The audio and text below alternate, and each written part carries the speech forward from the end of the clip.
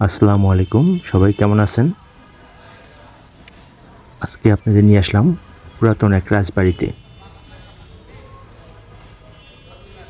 এটি রাজশাহীর পুঠিয়া উপজেলায় অবস্থিত।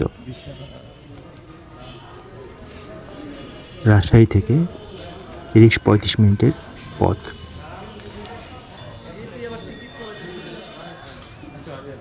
বাসে করে এখানে আসতে ৩০-৩৫ মিনিটের মতো লাগবে।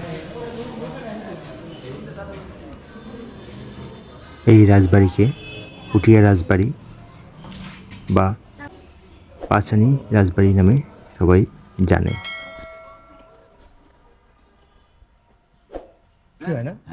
কত করে? 50 টাকা। 50 টাকা।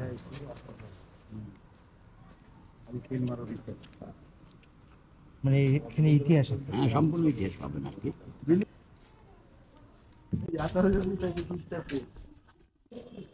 তখনকার আমলে এত সুন্দরভাবে তৈরি করা না দেখলে বিশ্বাস হবে না।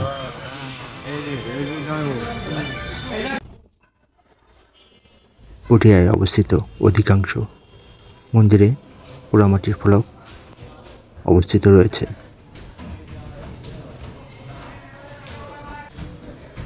বাংলার প্রত্নতাত্ত্বিক ঐতিহ্যের মধ্যে পুঠিয়া রাজবাড়ি অন্যতম। 1895 সালে মহারানী হেমন্ত কুমারী দেবী ইন্দো ইউরোপীয় স্থাপত্য রীতিতে আয়ত্তকর দ্বিতল রাজবাড়িটি নির্মাণ করেন। রাজারা এখান থেকে তাদের রাজকর্ম পরিচালনা করতেন।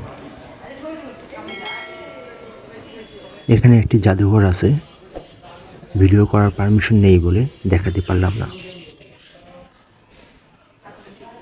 নিরাপত্তার জন্য রাজবাড়ির চারপাশে দিঘি খনন করা হয়েছিল।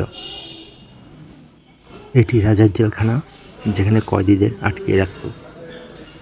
সবাইকে অনেক ধন্যবাদ।